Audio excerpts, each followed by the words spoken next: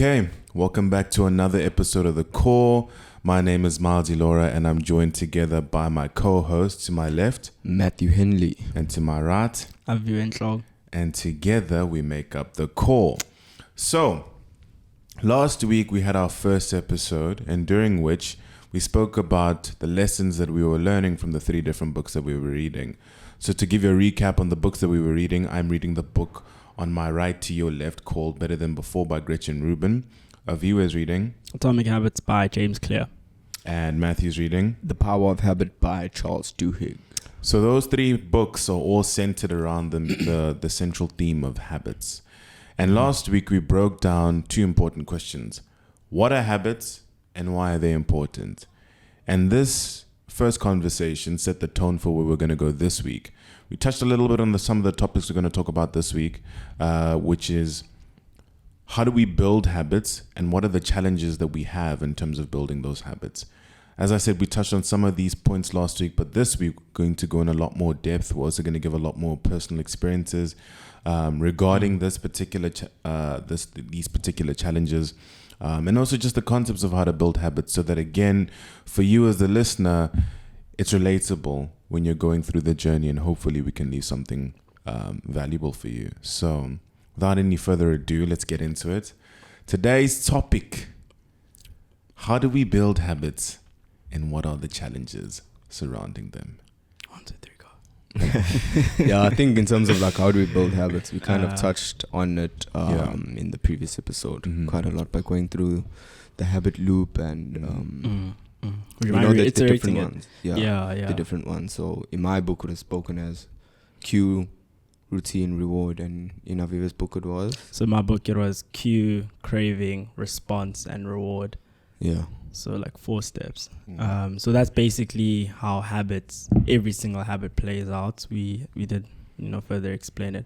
I think last week I touched on how you kind of separate the habit loop into a problem phase and a solution phase. So the problem phase is when you have the cue and the craving. So that's when you sort of in a state that you know that something has to be done. What phase is that?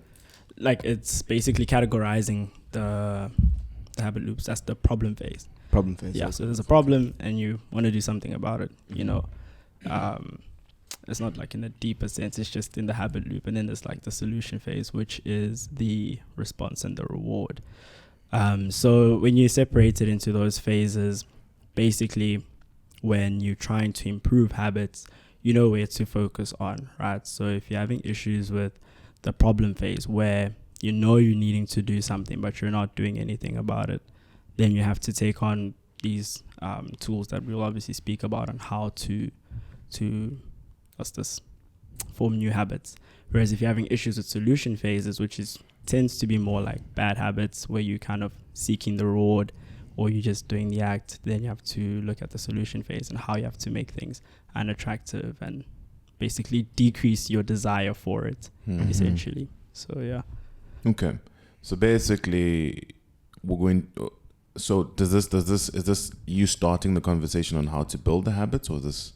Yeah, so it's just breaking down like that habit loop and then how you can. So if you can think of like when you want to build habits, in the book, they first discuss that you have to first get a handle of the habits that you have now before you can even start building on new habits. And the one tool that he speaks of is the habit scorecard. So the habit scorecard is basically designed on this point and calling system.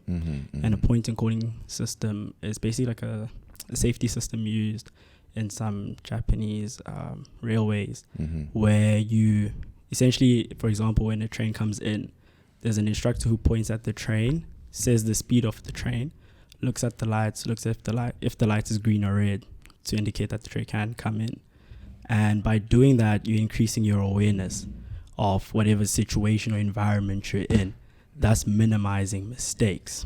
So when you take that philosophy and you do something like a habit scorecard where you basically wake up in the morning, or like not necessarily wake up in the morning, but you list down your routine. So you wake up in the morning, what do? I wake up, switch off my alarm, check the time, then go back to sleep.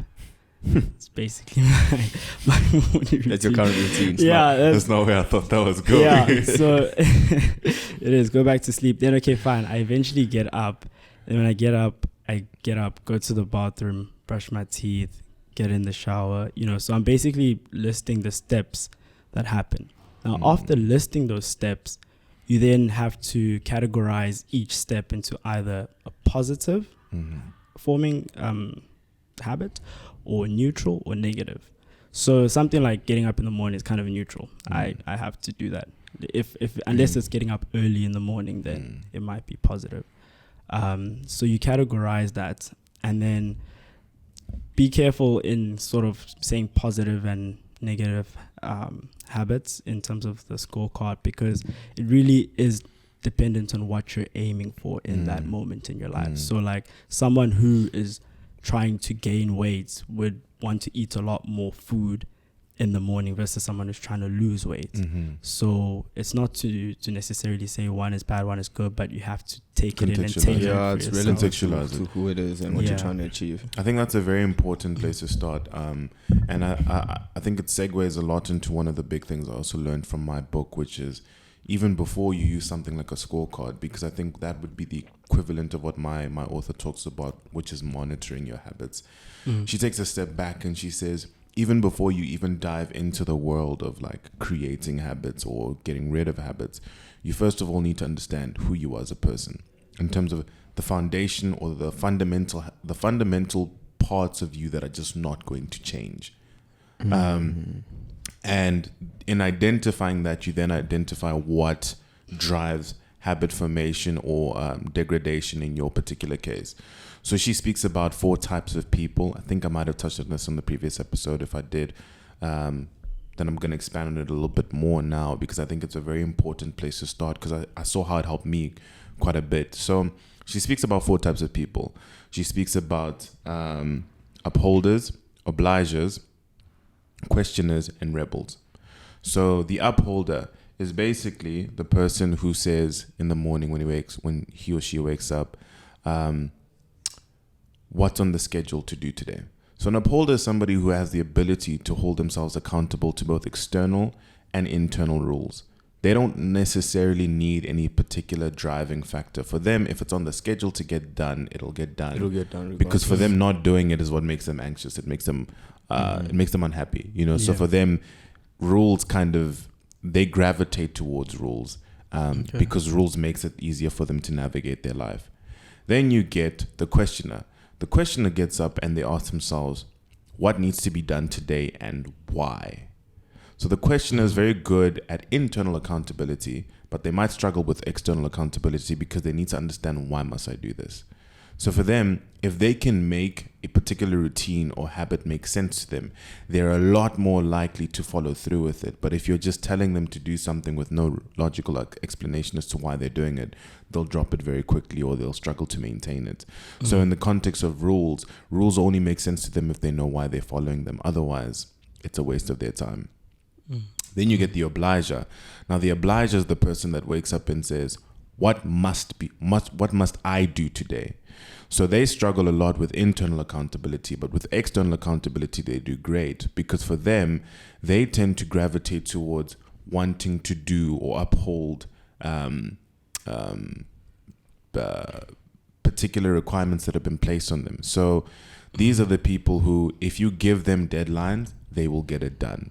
Tell them to create the deadline themselves, it will never get done. And that's me. Personally, that's me. He's identified himself. That's me. I'm the obliger. I'm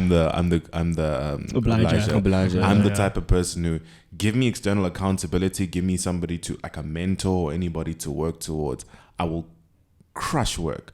But when it's just me, bro, it's like, you give yourself that leeway. Too much leeway, and then nothing actually ends up getting done. And where does the leeway come from? It's just like, I don't know. I think it's just like I struggle a lot with, I think this is one of my, it's a good thing and a bad thing. I struggle a lot with disappointing people. So that means I can do a lot of things for people and I'll go out of my way for people.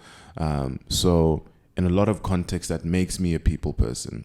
But that also means, the weaknesses, you get taken advantage of easily, or you struggle to put yourself first and all of those things. So it's got its goods and its bads. Yeah, and you struggle to get things done when you aren't told what to do. Exactly. I struggle to get things done when I don't have any sort of external accountability. Yeah. So those would be your obligers. And then finally, you have the rebels.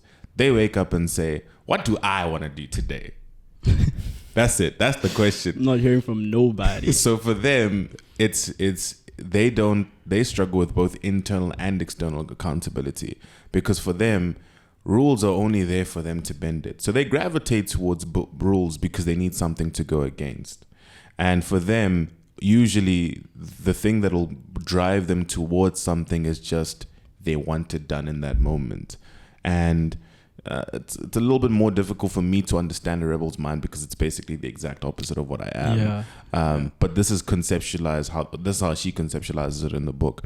And I found this very helpful, because in identifying where you fall within all of those 4 categories, I think you might have different characteristics of different things, obviously, but where you predominantly fall within these things helps you identify what will motivate you to do a particular habit if you want to enforce it. So, for example, let's say we're talking about wanting to go to the gym.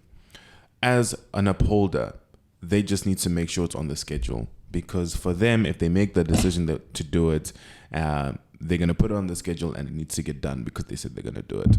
Simple as that. So they don't often struggle as much with actually creating new habits.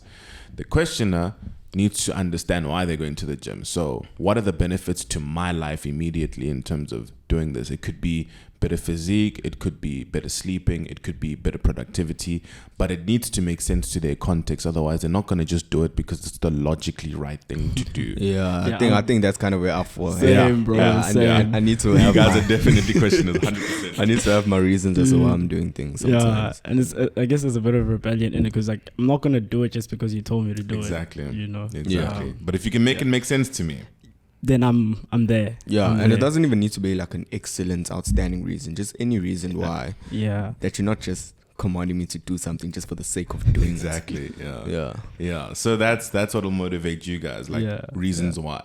The obliger says, if I'm gonna go to the gym, I would, for example, I'm going to the gym so that I can perform better at work, or so that I can. So I can perform better at work. Or you have a gym buddy. They have a gym buddy. Yes. They do so well with gym buddies. So for me, bro, when I've got somebody to go to the gym with, I'll be there. Even if I don't want to go, because you don't want to disappoint. I don't want to disappoint that person. Yeah. You know? I'm gonna be so sad when Miles doesn't pull up to the gym on Tuesday. I'll be so sad. Send him a private message, be like, bro, I'm so disappointed. Bro, come on. Yo, did you say that? Yo, don't do that. Do better, bro. It's like a personal attack for me, bro. That's a bit much, man. I'm joking, man. But so they do a lot better with external accountability like that. Then the rebels, just like, they're gonna go to the gym when they want to go to the gym, and whatever reasons motivate them to do it. If you tell them go to the gym, they're not gonna go. Yeah. But you can motivate them by doing the exact opposite. You'll never make it to the gym, bro. You ain't good enough to do that. They'll show you. They'll want to prove to you. They'll want to prove to you. Yeah, exactly. Yeah. Okay, Yeah, so identifying that makes it easier to then transition into founding the types or the way that you create your habits around who you are fundamentally. Because those fundamentals don't really change. They may express themselves differently, but they don't change. And I think identifying the parts of you that aren't going to change also makes it a lot easier for you to actually like to hold yourself accountable, number one, but also number two, not be as hard on yourself. Because I think a lot of the difficulties we get with a lot of the things we learn is you read something and you try to apply it, but you don't apply it in a way that makes sense for you. And because you can't do it like that, you often feel like, I'll never get this. I'm not good enough to do this. But it's not really that. It's just you were not designed to do it like that. There's a completely different blueprint for you. Yeah. And it's very important to identify what that blueprint is when you want to build the foundation for your habits. Yeah. So I think with like most journeys in general, it kind of requires you to have some sort of awareness, both of yourself as well as the problem at hand. So you quite extensively outlined as to why it's important to have an understanding of who you are. Yeah, so that kind of provides that structural framework or that foundation that just cannot be changed, but it's by which you can build something constructive. And I think, you know, if you have that self-awareness, when you do execute whatever it is that you're doing, you're going to execute it in a very unique way that nobody else has done it. So I think it's very important, as you say, that know yourself. No, it's definitely the starting point. And I think it's the point that a lot of us miss, because you go so, like, I remember one of the things one of my friends told me is, we say things like, this is out of your league, or you're playing out of your league when you go into something. And people make it sound like it's a bad thing when they say, oh, you're out of your league, or you're not staying, or stay in your lane. Yes, that's actually the way you phrase it. Stay in your lane. People make staying in your lane sound like a really bad thing. But realistically speaking, bro, staying in your lane is actually the best thing you could ever do for yourself. Because at the end of the day, you cannot overcome obstacles that were not designed for you to overcome. Yes. And even if you can, the amount of effort it requires for you to do that is so exhausting that by the time you get there, the reward isn't even worth it. And you've waited so much time, and you're trying to mold yourself to a blueprint that was never designed for you. So you never end up doing it as well as you could have if you stayed in your lane and overcame the obstacles that were meant for you. So yeah, I think it's it's like that situation of judging a fish by its ability to climb a tree.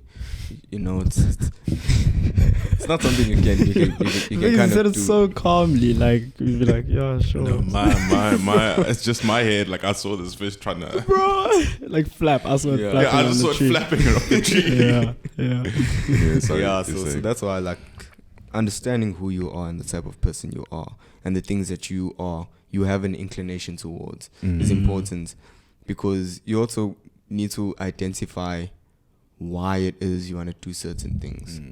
Like, for example, if you want to go on this the process of changing your habits, you need to understand where that's coming from. Like, is it coming from within, or is it coming from external factors? Because if it's self-generated, I find that is when you are able to implement it more consistently, and you know, you pay more attention to it, and you actually try to get it done because it's coming from within. Whereas, well, that's for me, for example. Whereas with someone else, it might be someone else. Like for you, if someone is telling you, for example, that, hey, I don't think that your habits are kind of good for you currently where you are and currently where you should be going, and maybe that person will find a strong inclination towards changing their habits in that sense. So I think it's very important to understand, like, who you are. And you're right to that, because I remember I would always say this, but I never understood this concept of like the 4 different types of people.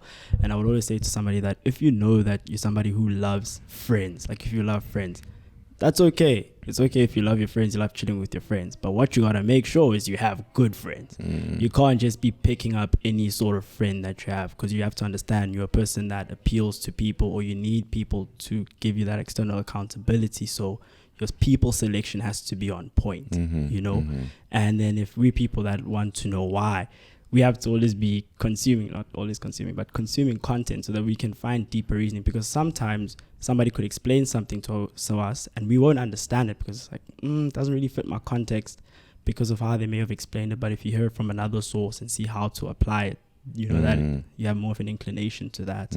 So I think it's very important in being self-aware so that you know how to move about in the world.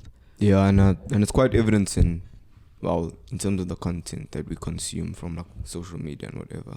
Like with people like Jordan Peterson, like the Jordan Petersons of the world, your Andrew Huberman, and those guys, whenever they kind of explain their content or give you advice about how to approach certain things, there's always that reasoning behind it, both from a psychological text or from a scientific text, but there's always that foundation as to provide the reason as to why it is that way, and why going about it this way will benefit you in this way, and why going about it that way will benefit you in that way. And that's crazy, because I can see for you guys, and I've seen it like we're friends outside of the podcast, guys. So newsflash.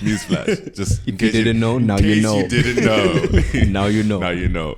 So like, I've seen it with you guys where, as you said, you guys can watch like Jordan Peterson or Andrew Huberman and absorb their content very quickly. I'm somebody who has the ability to understand things very, very deeply, like super intricately. But if there's nothing driving me towards doing anything with this information, You're not gonna do it. I'm not gonna do anything with it. Don't go on social media. Yeah, it's bad. Like but it's horrible, man. Like it'll mess up your expectations and all those things. We're scrolling through it. I'll be doesn't make a scrolling through it while difference. telling you all of these things because I don't have any reason to. And I think for me, I've seen this. Like even when I started, I gave the debating example at some point. When I struggled a lot with debating when the onus was on just me to go and learn more. But like when people would say, or like my coaches would say, I must do A, B, and C, I'd want to come back and do it, like I've done it so well that there's very little room for criticism at the end of it, you know? And that's where I often found myself excelling a lot of the times where I know that you need to research. I know you need to stay up to date with the news. I know you need to do all of these things. But when I didn't have any deadlines or anything like that, it became very easy to procrastinate. And I think procrastination, now that we're on this topic, is one of the very big reasons why people struggle with habits in general. Procrastination. I even looked up the Definition. The definition, not just the definition, but the origin of the word.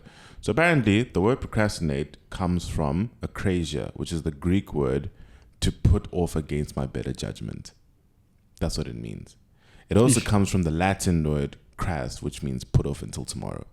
So that means the two derivations of this word are meant to can amalgamate to two things, or to a concept, which is to put off till tomorrow against my better judgment. That's what procrastination is. And if you think about what that means in context, it's like, isn't it funny how when you're supposed to do something or have a habit that you want to change or anything and you start to procrastinate, the tomorrow concept suddenly comes with this lively, virtuous self. Like you overestimate your potential the next day. Like, nah, tomorrow, bro. Tomorrow I'm going to get everything that I've consistently shown myself I have no way of doing. But tomorrow, for some reason... Tomorrow presents itself on a silver platter. Bro, that platter is gold plated. You're talking about silver. Like it's crazy because you genuinely overestimate two things: the amount of time that you have to actually achieve all of these ridiculous goals that you set for yourself, but even just your capabilities. Because it's easy to marry this virtuous idea of self, because procrastination and the idea of a new tomorrow always sells it so easily for you to buy into it until the day comes and you're like, tomorrow, man. Tomorrow. That's the thing. Tomorrow is never today, so that's why you can never look towards it. Because Hey, like he just says these bars. Like every time he speaks, he like has an intro. no, it's like tomorrow is never today. So if like, because the word tomorrow exists, it's something that's never gonna be. It's always something that's coming. That is true. So that's why you're never gonna be in a position whereby you're gonna actively do it, because now you've attached a contextual situation to the task. You know, you've applied a certain context. It needs to be, what's the date today? The 21st. It needs to be the 22nd or whatever. So that's why if you have a date to it, you are more inclined to actually do the task. Yes. Like if you actually say, okay, on the 22nd of March, I need to do this, then you will be more willing to do the task on the 22nd of March because that date has been attached to it, as opposed to you saying, I'll do it tomorrow. Yeah. Because when tomorrow comes, there's always another one. So you're right. Tomorrow is a forever concept. That's wild. That's crazy. So that's totally like correct, bro. And that leads into what James also like discussed. He calls it the implementation intention. And that's basically when you put a time and a place in which you're supposed to do something. Because what you find is that you don't lack motivation sometimes, but you lack clarity in doing something. So if you say to yourself, right, when situation X arises, I will do Y. Or at this time, I will go to the gym. at Wembley Stadium or whatever. So just attach time. Why are you telling everyone where you go to the gym, bro? Why are you Wembley Stadium. Wembley Stadium, at Wembley Stadium. Like in the UK, bro. We're not in the UK. It's not the same. It's not the same.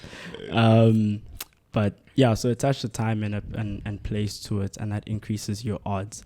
And this also helps, as I said, give you clarity, but also you're able to say no to things that derail you from what you're supposed to do.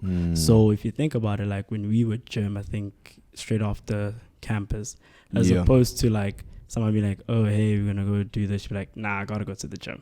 Because you understand that, okay, this is what I want for myself, and it's easier for you to say no because you know that you have to do this for you. So now that also ties in with one of the foundational strategies that she uses, which is scheduling. It's basically the same thing, but I love the way she puts it, which is the idea that scheduling helps you properly identify, number one, how little time you actually have, and number two, how limited your capabilities are, so that you don't overcommit yourself to things that are not going to amount to as much as you think they will. Number one.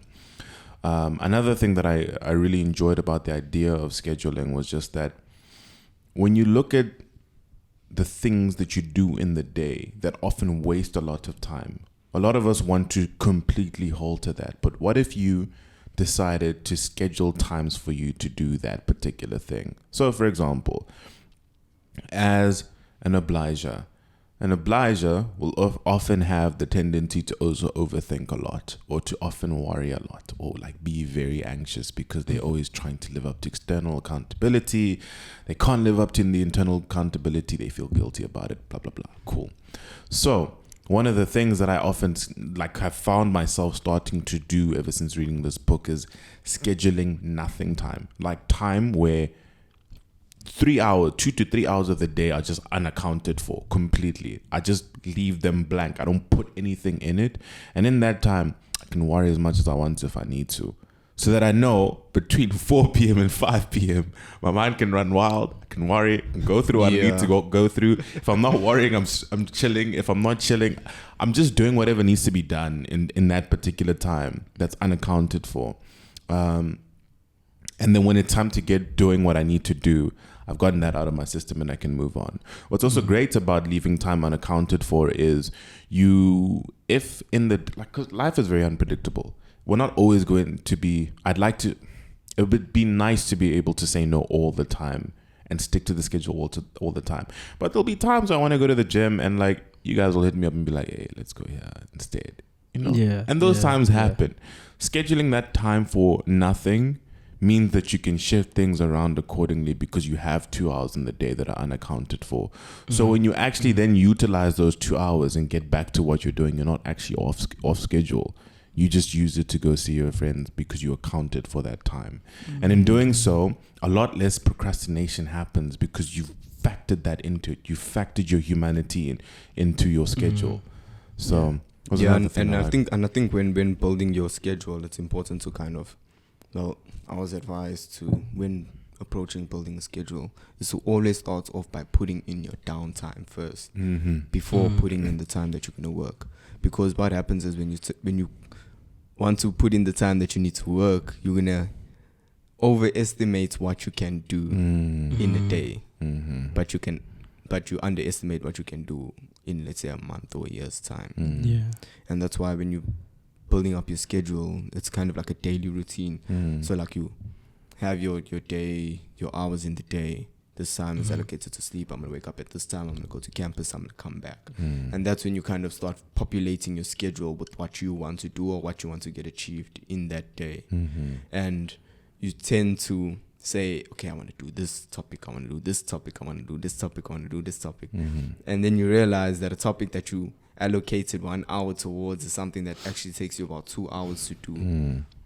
And then now you start rushing through it and not going through it properly, or you're going to shortchange yourself and then just start jumping between the tasks because you now realize that there's more that you need to do and you're not on schedule. And then you might reach a point where you're just like, okay, you know what, I'll do it tomorrow. Yo. not that point. Yo, That's exactly not why. That's what we're trying do to tomorrow. avoid. Yeah. So and I think like for myself, that's also one of the things that I kind of found difficulty in trying to establish these new habits, because I found that like with the different factors that kind of impaired me from forming my habits was that I'm either too tired at the time to perform the task, or I get distracted by another task, as you mentioned. Someone else will message you and now it's time to do something else that you didn't plan to do. And then also if it's like something that's low on my priority list just at that point in time. Like for example, last week we were studying for exams and I wasn't worried about going to the gym. The gym's not a priority for me now because I need to use my time to study. Although I will waste time that I could have used going to the gym. That's not the point. At least being honest, bro. Yeah, that's not the That's point. what we want. Yeah, because that's essentially what you do. You end up just wasting the time that you were going to go to the gym anyway. So, that's very true. Yeah, and then also another thing is the expectations. You need to limit your expectations. Well, be humble in your approach, because you kind of need to understand what you are capable of, because you're not going to go from not running at all to running at the Comrades Marathon at the end of the year. You know, you need to be humble in your approach and what you can do, and just take slow steps, get the small wins, accumulate the small wins together. So yeah, those are the different factors that I encountered when trying to implement the habits, having read part of the book and gone on the journey of trying to implement certain habits. And I've kind of come up with this with like a structure or like a stepwise approach as to how this process kind of happens in my mind when I'm doing these when I'm trying to perform a habit. So we mentioned that you have the cue, you're trying to change the routine, and you're going to try and achieve a desired reward, right? So I'd get the cue, for example, it's time for me to perform the action. But then I'd be met with that resistance, you know. For example, we all tried reading. Why are you exposing us, man? Hey, dude, you need to be real with yourself. You need to be real with yourself. No, Yeah, 100%. so you get met with that resistance, and that resistance is either going to result in an action or it's going to result in inaction. And the thing is, they're both going to give you a reward, but different kinds of rewards. That's true. When you perform the action, you're going to get the reward that you were kind of looking for. And then when you... completing the task. Yes, you completing the task. And then when you don't perform the action, you kind of get the reward you expect, but it's not the reward that you like kind of set out for that cue. Yes, okay, I get that. You know, so now that's why you have a strong inclination towards going down that route, because it's like it's like a surprise. It's like, oh, this is a nice feeling. Yeah, for that certain cue. Yeah, but the thing is, when you perform the action and you get the reward and you repeat it, that's when you build a consistency. And the problem for me is that's another thing that I struggled with trying to perform these different habits, is that I always struggle with developing consistency. Okay. So you're able to like start off, get like a routine or a habit going.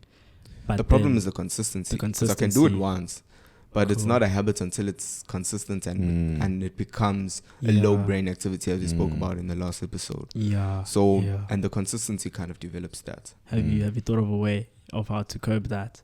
Yes, I have. And that's why I wanted to kind of push back on what you guys were saying with regards to allocating a time and place to the habit that you want to perform. Because yes, it's nice to have a detailed outline as to what you need to do and when. Because we always get told that when you're setting your goals, be specific. Must be smart goals. Must be specific, measurable. Smart, bro. Yeah, smart goals. Oh, they forgot hello. Isn't it attainable, realistic, and timely, something like that. Something like that. But yeah, so we always get told to kind of have detailed approaches when you're setting out goals or habits.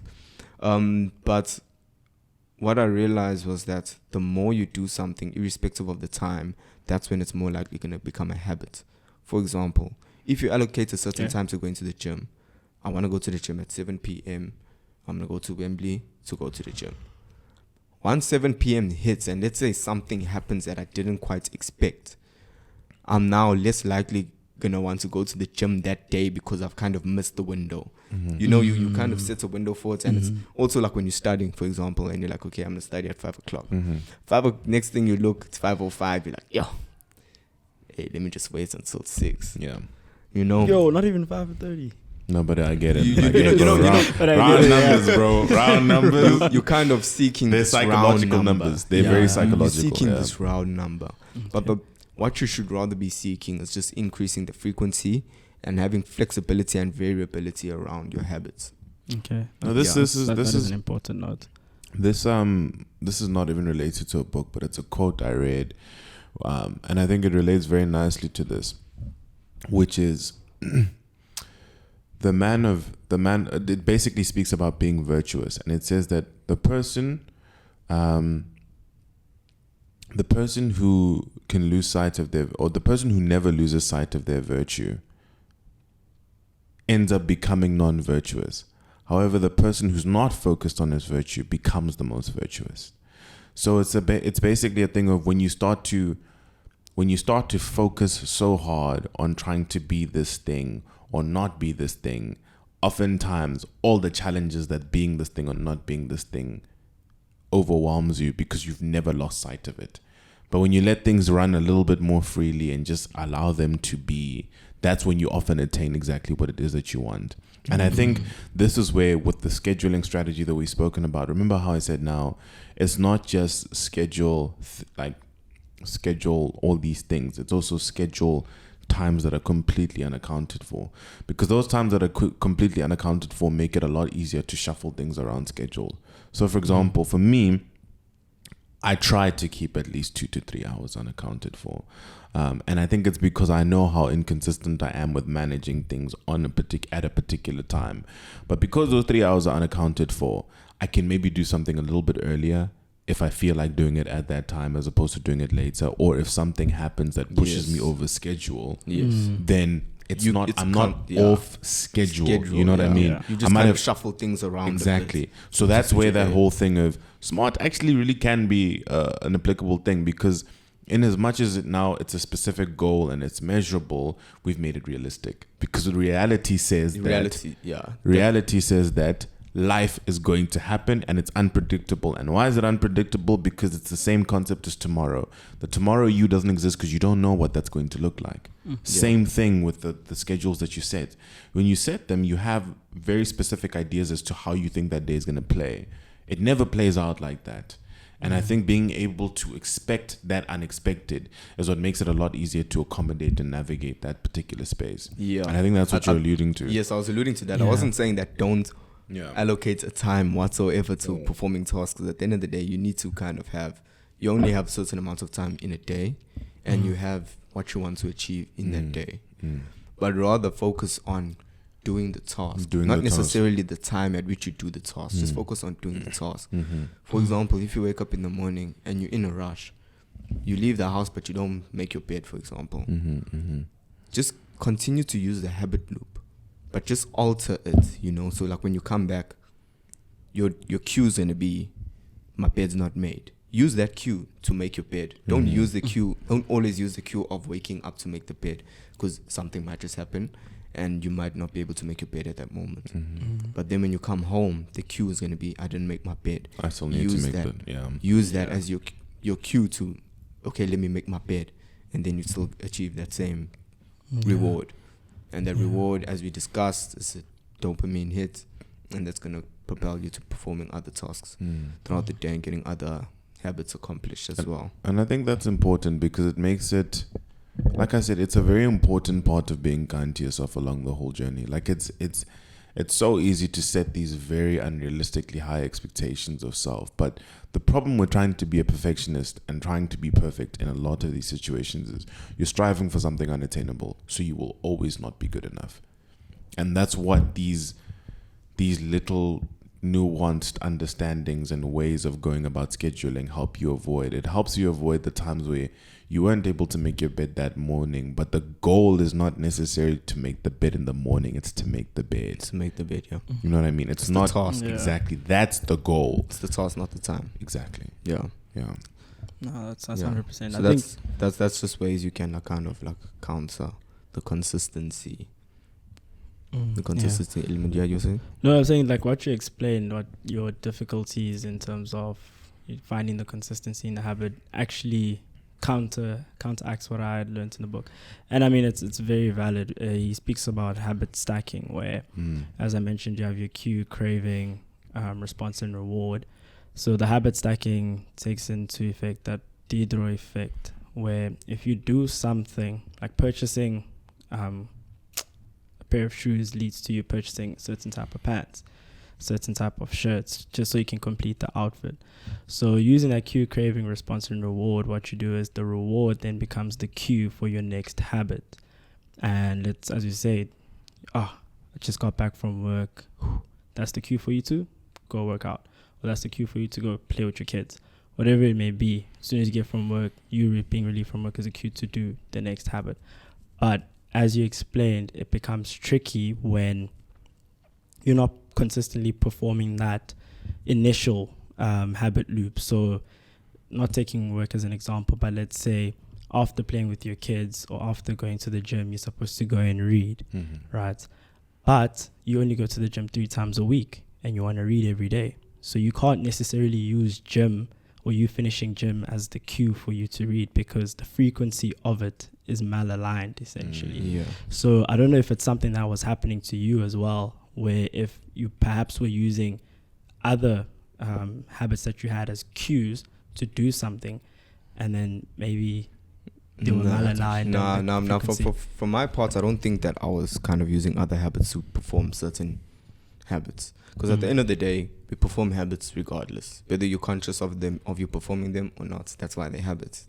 It's something that's occurring at the subconscious level. You're not actively thinking about it.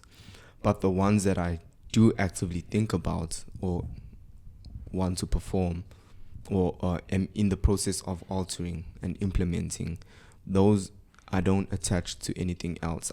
I just try and I free up the habits, because I don't want it to be too context specific, because now if it's context dependent, in absence of the context, I'm not going to perform the habit. Yes. And that's what I'm trying to alleviate, and that's going to propel me. That's a challenge I have, because I can say for me, like my weekly morning routine allows me to meditate every day, but the weekend one is very different, because that one's a lot more sporadic, because I know weekly morning routine requires me to be done with everything at a certain time to get to the hospital.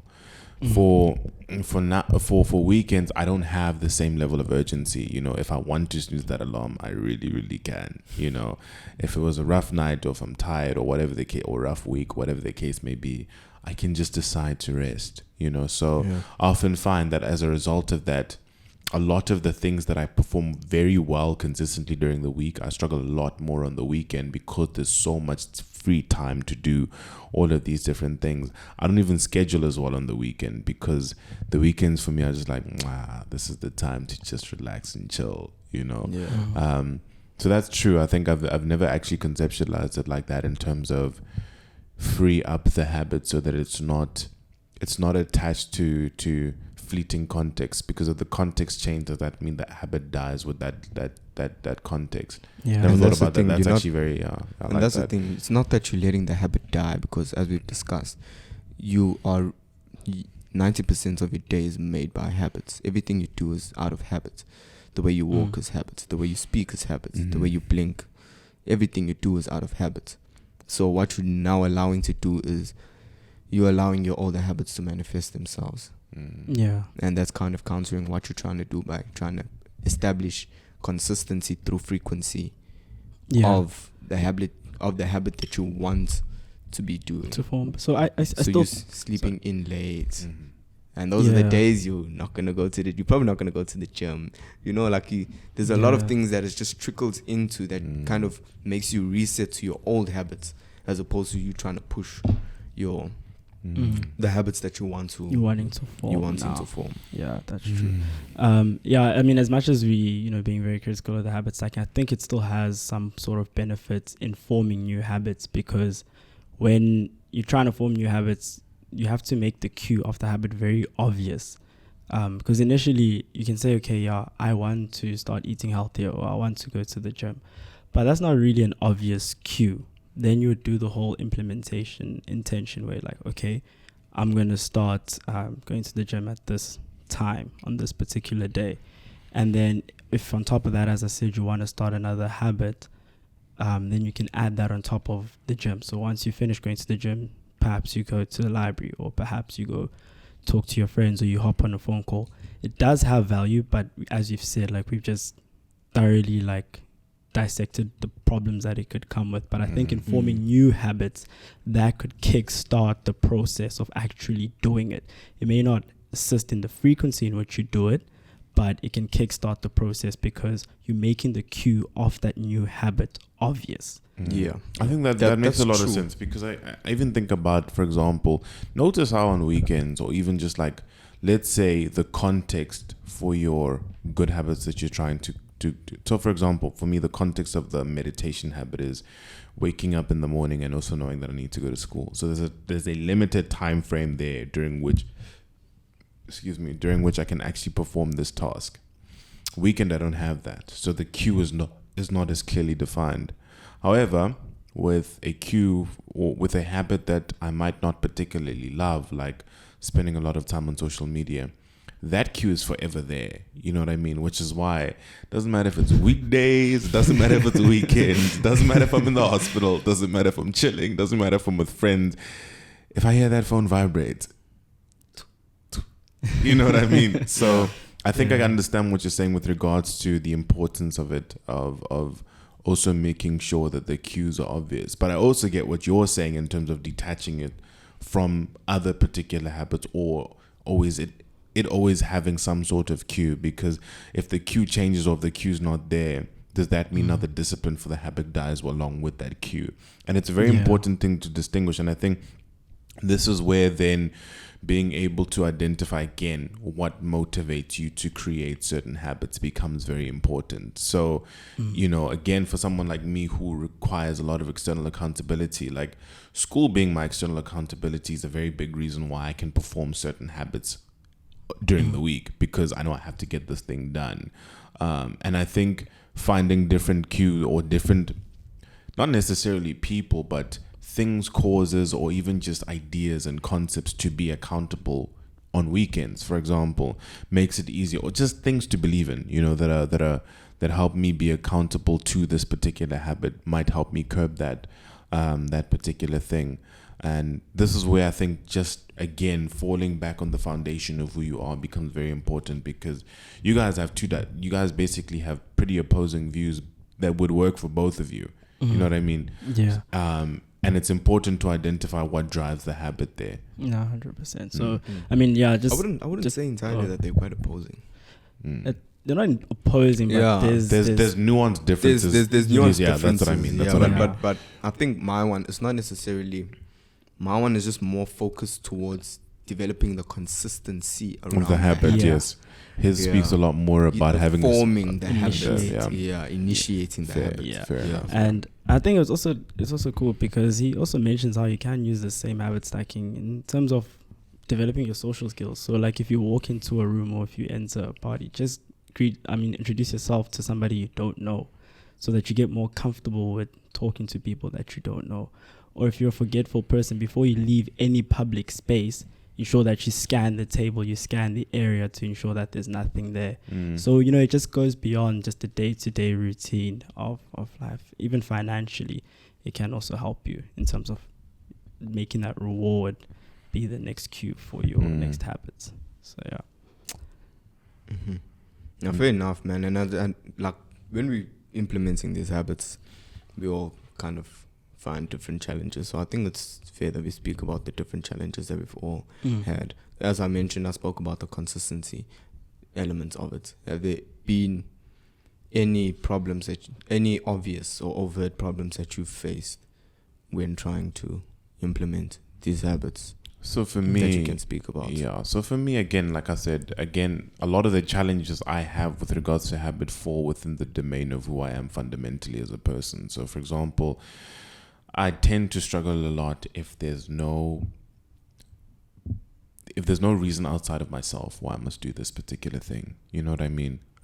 So even with meditation, it's easier to do because I understand how much more I'm able to give other people when my mind is at peace.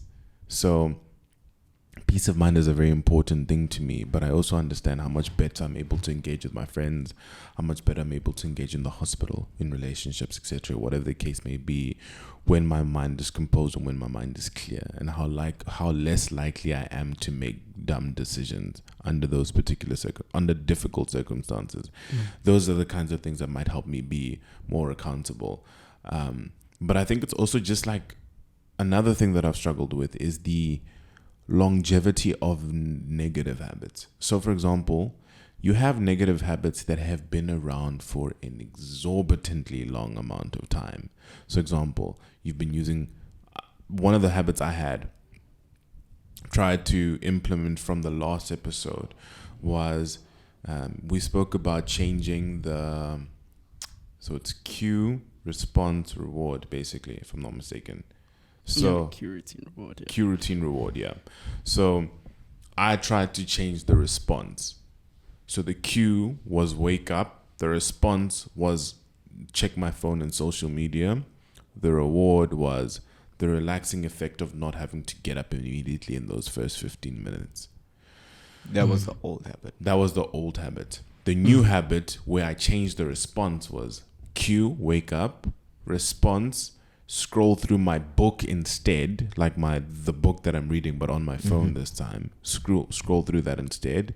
Reward, same thing. First 15 minutes of the day, I get to wake up, but I'm not like in a rush. The difficulty with this was, number one, there's that pushback, that you spoke about. Resistance. There's the resistance that you spoke about where you're trying to form these habits. And like in the beginning, there's a lot of motivation. Like, no, we had this conversation and I'm super ready to go do this, man. Like I'm going to wake up in the first 15 minutes of the day. I'm going to read, man. I'm going to get through these 5 pages. And it's great in the first week, eh? It's great. Yeah, it really is. It's great. I think we've all encountered that resistance. Yeah. And there's I've kind of thought about different ways you could go about kind of countering that initial resistance, because the thing is you always going to be met with that resistance. When you approach the crossroads, kind of, and you kind of encourage to go down the path less traveled. That's the kind of the habit you're trying to form now. Whereas if there's a path already laid out for you, you're going to be more inclined to go down that path because why have I been doing it for so long? Clearly it's working. Right. And that's how humans are kind of hotwired. We're kind of hotwired to avoid pain and suffering, and we try go down the path of least resistance. Yeah. So that's why we get to those crossroads. And isn't it funny? Sorry to interrupt you, but that's basically a law of nature. Like even electricity literally does the same thing. We learned this whole thing with Ohms Law. Yo, bro, I might be misquoting the laws. It's been a long time since I've done physics, but I think Ohms Law is one of those laws, man, where the whole thing of I think what is it? What is it? Voltage. VIR. Yeah, VIR. It's inversely proportional. Yeah. So V equals I times R. Yeah. Yes, I don't remember what the I and the R are, but I know they're in that equation. But basically, electricity will often try to travel down the path of least resistance. Same thing with human beings, where that's it's a law of nature. And is it? So this then makes me think sometimes, like, are we by trying to be better people and change the things about ourselves that we're not particularly happy about, are we going against the laws of nature? Is that you're what not we're going doing? against it. You're kind of expanding yourself beyond what you currently are. Because if you think about it, you need suffering to kind of it's kind of like your approach to suffering. Whenever you try and do something, you're going to be met with obstacles, and that obstacles is a source of suffering or source of pain or source of difficulty. But you then ask yourself the question, okay, so how do I manage that? Because I'm trying to do something. I'm trying to improve myself. So how do I kind of curb that suffering or that pain? And I think a lot of it boils down to your perspective of that suffering. If you view that suffering as me being disciplined for going against what I'm supposed to be doing, then you're going to be more inclined to go down the path of least resistance. Whereas if you approach the suffering from the perspective of you look at the suffering as an opportunity for you to grow, and an opportunity for you to make more of yourself. Because if you understand what a habit is and what they kind of do to you, habits are things that are learned. And when you ask yourself, like, okay, what is learning? Learning is essentially neuroplasticity. So you're basically forming new neural pathways in your brain.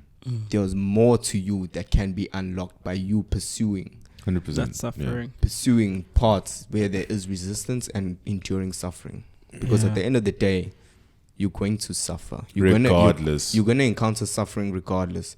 And I think the podcast, those guys on Modern Wisdom. Modern Wisdom, Yes, yeah. Modern Wisdom. He had an episode with David Goggins, and they kind of spoke about this quite extensively. Who's going to carry the boats? carry the logs? Who's going to carry the boats, man? Who's going to carry the logs? Yeah, But yeah, so and they basically spoke about voluntary suffering as opposed to involuntary suffering. Yeah. Because voluntary suffering prepares you for involuntary suffering, because you're going to suffer regardless. Yeah. So rather prepare yourself or build yourself with the necessary skills that will enable you to withstand. I fully agree. Yeah. Yeah, and I think the suffering that you're going to be facing. And I think this is it why is building a callus. Yeah. I think this is why I asked this question, because I think, again, one of the difficulties not just us struggle with, but anybody who tends to want to overcome any particular thing, is that resistance can be interpreted as a lot of suffering through. And it's just which suffering is going to bring you the most amount of reward? Like, which one is going to bring you some sort of peace of mind? Because suffering is built into the context of humanity, regardless of what you choose. It's really just about which suffering is more meaningful for you. Yeah. And I think that's often one of the very big dilemmas and dichotomies of human beings and the nature of what we go through.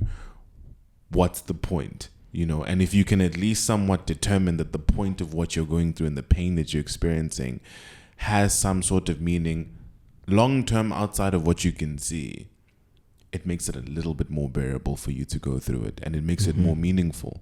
So I think that's a very important thing to highlight, when not only just how to form habits, but also overcoming the challenges that come with it. So perspective is like the one way. Sorry to interrupt you, but that was just the one aspect that I was addressing, is the perspective of how you're perceiving this suffering or this resistance. But there's another thing that I tried doing, is actually visualizing. And I kind of used that when I was playing sport.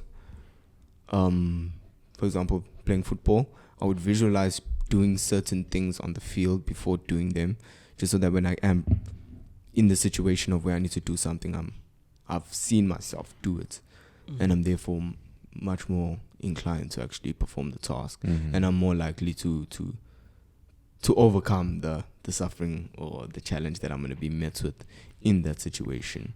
So visualization is another thing that I tried doing. And then another thing that David Goggins also speaks about is called the 1 second decision. So I'll put myself in a situation of making a 1 second decision. So I get met with that resistance. Let's say I want to go to the gym, and then I tell myself, okay, I'm going to go to the gym. I come back from campus. Then I'm like, I'll get met with that resistance of, I want to take a nap. You present yourself with that 1 second decision. Are you going to do it, or you're not going to do it? Deal or no deal. Yeah. Present yourself with that 1 second decision, and think about what's the outcome of 1 not second, doing it. bro. How am I supposed to think? I got 1 second, dog. Because that's the thing. Like when you are in that situation, it now becomes a fight or flight response. Imminent. Yeah, it's something that you have to do, and you're gonna be like, okay, let me just go. You really will be just. You like really that. will just do it like that. Don't fear it. So no, I think like we like definitely discussing some serious points, and I think the only issue with going about changing your perspective and understanding is that you have to understand yourself, and you have to have a lot of self-awareness for a lot of the things that we discussed. And I don't know if people have gotten to that point of their life where they have unlocked that self-awareness. And I think maybe that's also posing a challenge for them out there to actually like form new habits and change themselves, which is why we read the books. That's why you encourage reading, because that creates a stepwise approach, right? You know, genuinely. So even like as you were saying now, in terms of waking up in the morning, choosing between your cell phone and reading, when you're looking to break down bad habits in that cue, craving, response, and reward, a way to break habits just simply is make the cue not so obvious. You know, it sucks. You have a phone that's an alarm, right? If you did have like an alarm that is not your phone, then that's good, right? Then you could use that, because then the cue to scroll on your phone is gone. Then there's make the craving, make it unattractive. So that I'm not too sure, but I've used it just in terms of like a mental way of saying, if I go on my phone, I'm going to spend 30 minutes. I'm going to be so backlogged in all the things that I'm supposed to be doing that now the craving for it has now become unattractive, me pursuing using my phone. Then the response is make it difficult to do, right? Don't make it easy for you to perform the act. And that can also fall into the fact that you've put your phone on charge, or you charge it on the other side of the room or in a different room in your house, so that you don't get up immediately, you walk to your phone and then actually scroll on social media. You're not really going to do that. Get up from your bed, walk to another room just to scroll on social media. Probably not. So make it difficult to perform the task, and then also make it like unsatisfying. But that I feel like also leads again into making it unattractive, where if you already perceive it as unattractive, it's not going to satisfy you doing it. So that's a way that you can take on in breaking down that bad habit, perhaps with the whole waking up in the morning and scrolling on your phone, morning, and other habits as well. The morning's a very important time of the day. And that's why they kind of say that win the morning to win the day, you know, win the morning to win the day. Because when it's in the morning, I think on the neurochemical level, I think you have increased levels of dopamine. I'm not too sure, but you have more of that stuff. So you're more willing to do tasks that are difficult, or where there's like an increased resistance towards. So one of the things when I was trying to rectify how I can improve this resistance that I'm being met with, how do I overcome it? Another thing that I found was that I can't remember exactly where it was from, but it was said that perform the tasks that you find the greatest resistance towards performing. Try and do them in the morning. So that'll be things like, if you have difficulty initiating studying, try and do it in the morning. If you have difficulty going to the gym, try and do it in the morning. And then you'd be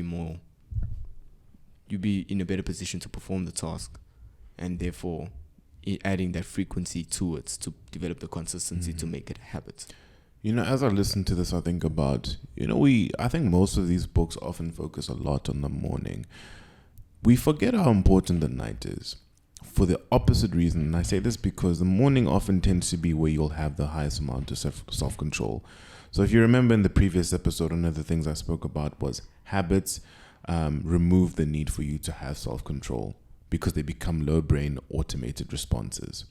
So as the day progresses, you often have to utilize self-control, and you have a limited supply of these.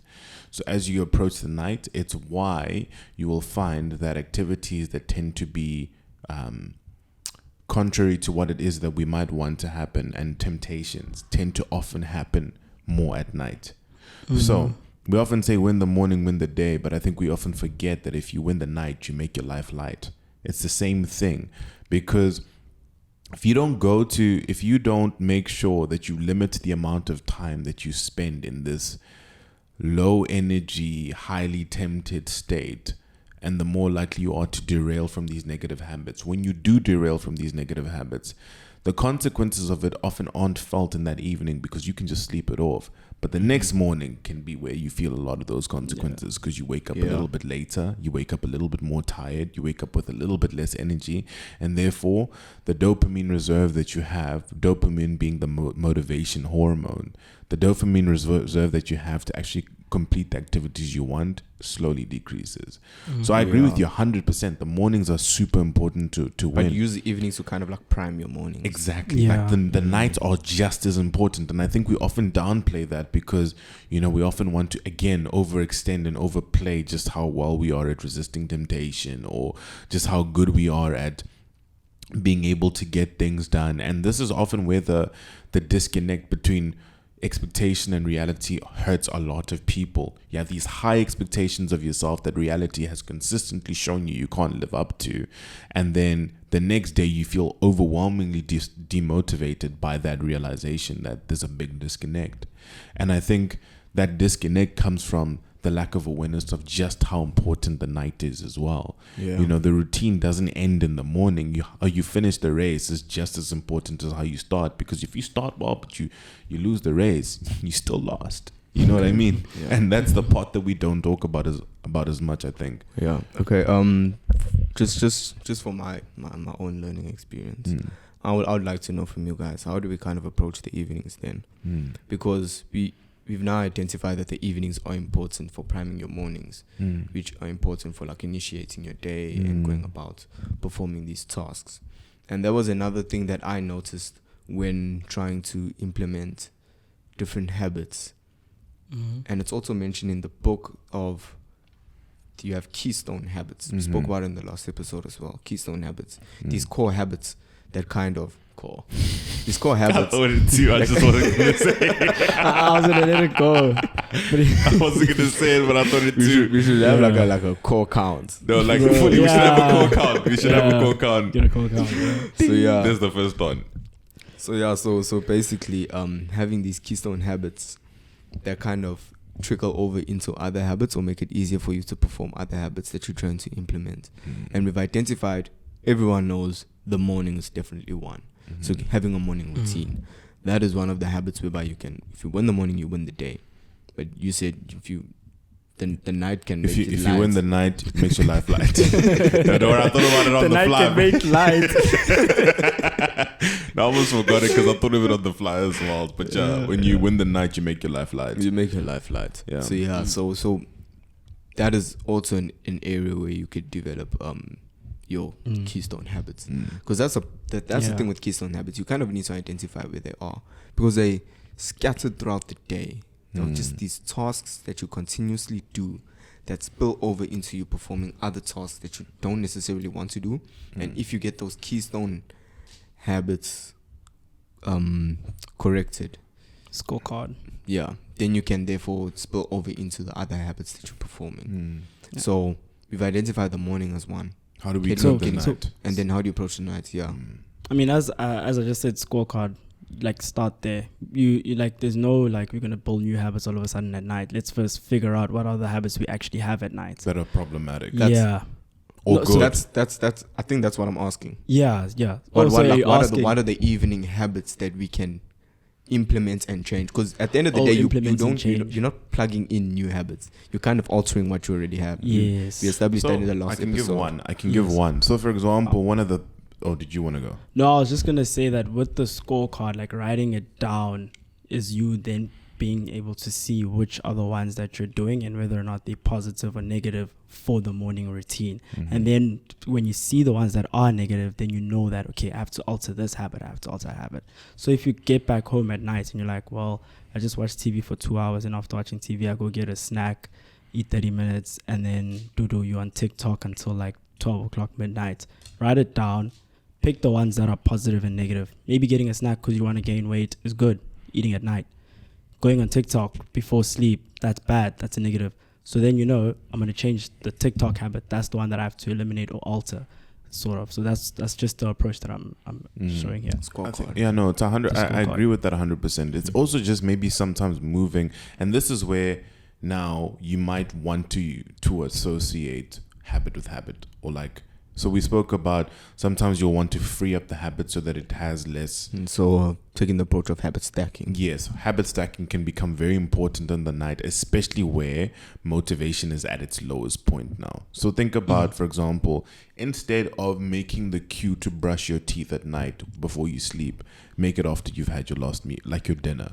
Because if you have it after you brush your teeth after dinner, you are so much less likely to go eat again, assuming that you don't want to eat. Because there's something about that minty fresh breath that just tells you, I'm done eating. I'm finished now. Like you if don't you ruin eat it. immediately after like brushing your alarm. teeth, you feel like, I just dirtied it after. And it doesn't even taste nice, bro. Like it tastes so bums afterwards. Yeah. So like that's I think sometimes shifting a lot of the things around, and then also having hard set bedtimes, I think is a very important thing. So like not having this idea of when I'm tired, I'll go to sleep.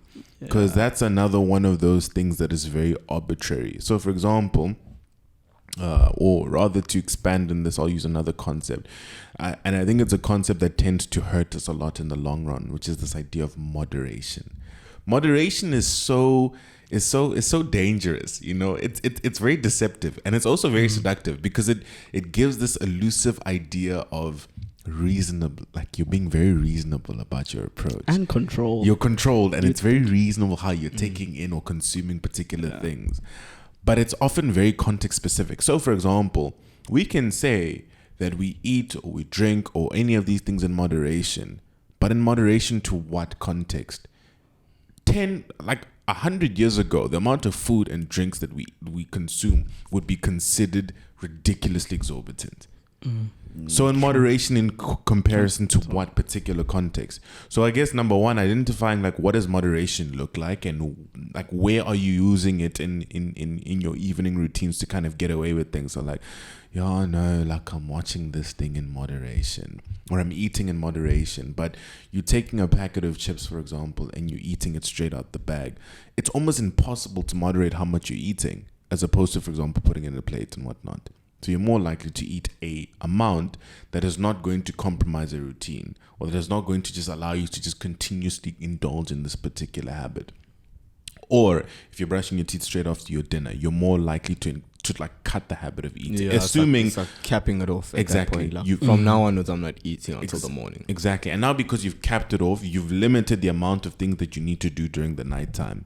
Then again, that hard bedtime that you say, by this time I need to be asleep, becomes very, very important, because the more you prolong your state of what's the word I'm looking for,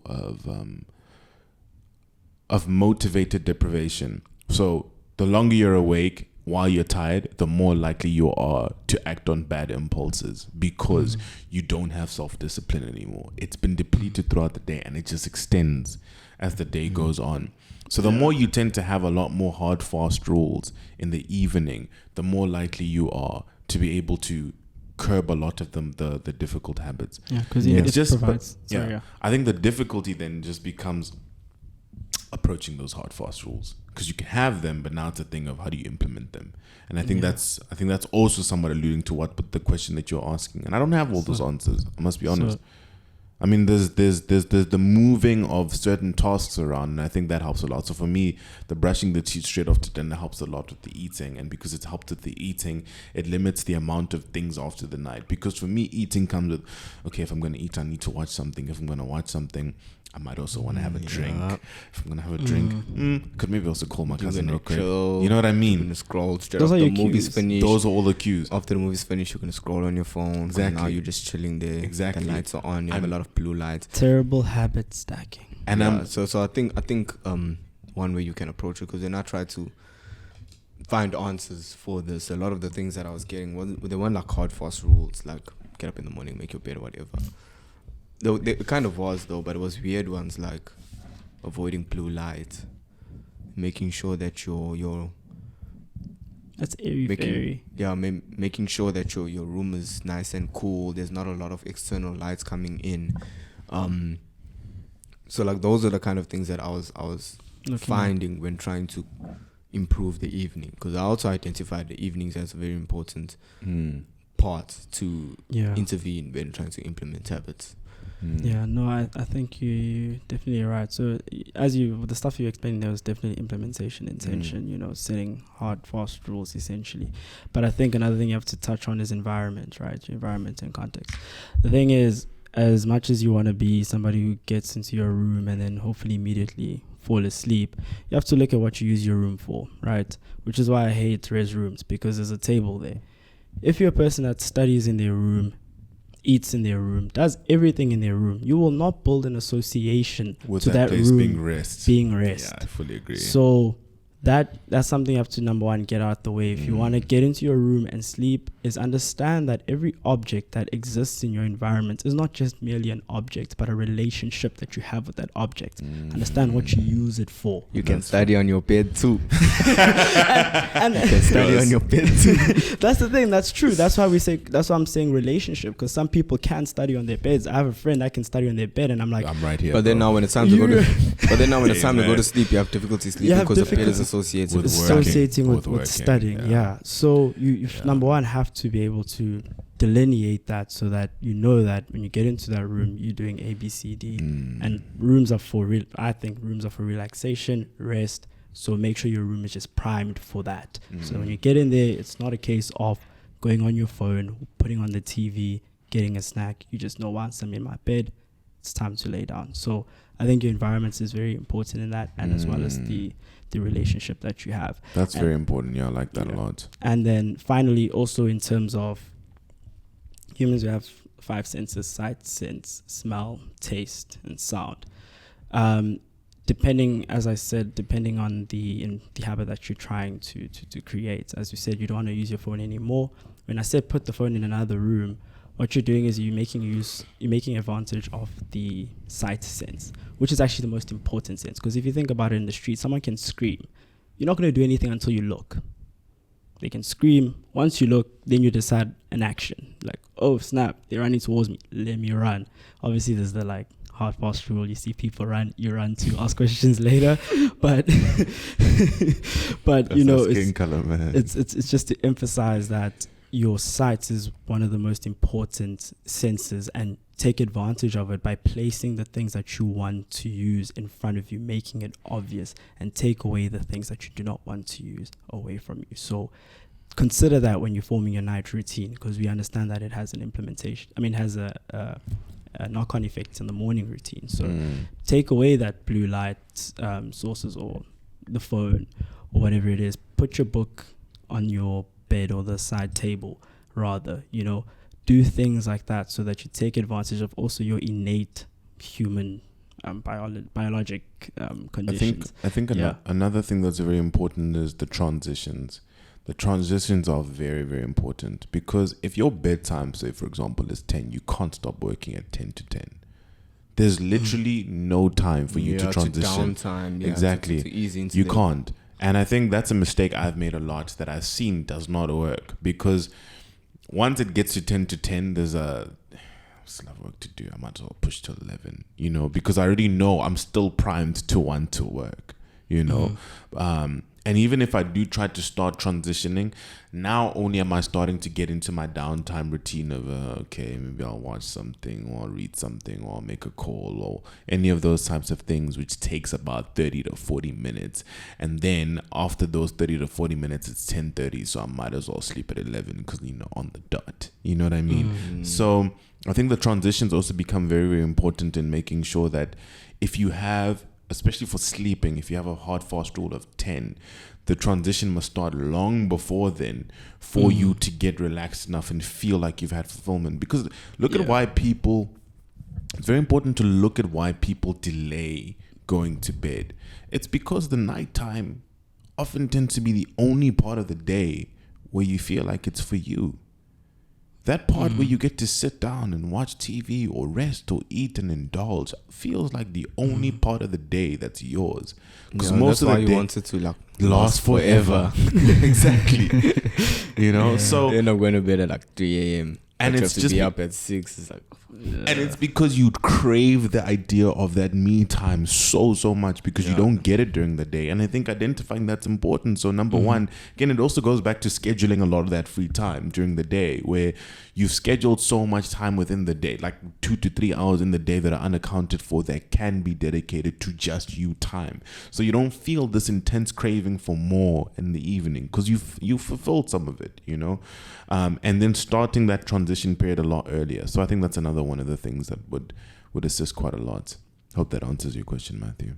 yeah, definitely. It's a plan of action. It is. I'll leave you with the notes by Kurt Lewin's formula. He says behavior is a person times their environment. Well, behavior equals person times the environment. Yeah. You just had to make it mathematical. It's just helps with the application, bro. Guys are clearly in the math spirit today. Yeah. Maths and physics spirit today. Yeah. But So I think this has been a very fruitful conversation. There's been a lot of gems shared here today. I think just a very short recap. You know, we started off this conversation by speaking a lot about the different things that we've all learned in terms of how to apply habits. So I spoke about understanding the types of person that you are when trying to create habits. You guys have built on then from, there was a concept that you mentioned at the beginning. I just forgot the name of the concept. is it the scorecard? The scorecard, yes. The habit You scorecard. mentioned the scorecard and how important that is in being able to categorize like the habits that you want to stack. You then also gave very beautiful accounts about like the difficulties you've had in terms of actually creating habits, and more importantly, the consistency of the habit, because it's easy to start it, but keeping it going is what actually makes it a habit and not just a fleeting moment, you know. And then again, moving on to giving a lot more personal accounts as to the difficulties and the ways that we can overcome those challenges in forming habits. And I think this is a very fruitful episode that should not only leave us, but hopefully the viewers as well, with something to take away from this episode. So I'm very happy that we had this conversation in as much depth as we did. So I think to end things off, we've talked a lot about how to make these things better. Do you guys want to share one thing that you think you'd be able to do that you can just briefly report back on during the next episode in terms of like something you want to try for yourself from all the things that we've learned, either in terms of building a habit or like curbing a habit, whatever the case may be? Yeah, just from my side, it's just because we're now on this journey, and we obviously want to, one, help ourselves, and then two, help each other along our own personal journeys that we might be on. Just one thing that I'm just trying to keep reminding myself of is that, yes, we come here on the podcast and we talk about things that we want to do, but it doesn't mean anything unless I go back home and I try and implement it. I try and implement what I'm speaking about. I try to actually be what I say I'm about. And I think that's where a lot of the difficulty comes in, is that like it's always nice to speak about things, but when it's time to do it, it's just you. There's no one else there watching you. There's no one that's gonna be keeping score of you. There's no one to direct you, you know. There's no motivation always. But it kind of has to be like self-generated, and you just kind of have to do it yourself. Alright, yeah. So I think for the take-home message for me would be that I'm more of a doer, you know, like, so it's executing these tools that I've just been speaking about. So ensuring that I do my implementation intention, set a time, set a place, and as well as using the habit stacking for its advantages, especially in the night routine, as we've just discussed. And then on top of that, I think I want to be probably more hold you to more accountability, seeing as you say you're more of an obliger. So that I'd appreciate a lot. Yeah, so I can do that as well, because at least it also help for you. So I think those are the things I'm gonna try to do going into this week. Yeah, I think for me, a lot of the things I've also just come to learn about, like even just from starting this podcast, you know, like one of the things that kept everyone here is very different things. For you two, it was just like, why is this important for me, you know? And when you guys understood that, it was like, let's do this, you know. For me, it was always I I want to provide you guys with the most that I can. And that was what kept me going, you know. And I think for me, I'll move to, at least within the context of our friendship, one of the things I'll move towards more is always making sure that I try my best to explain why in a context that makes sense to you guys as to why to do anything, number one. But for myself, I think one of the things I really want to go about implementing is, I think it's just the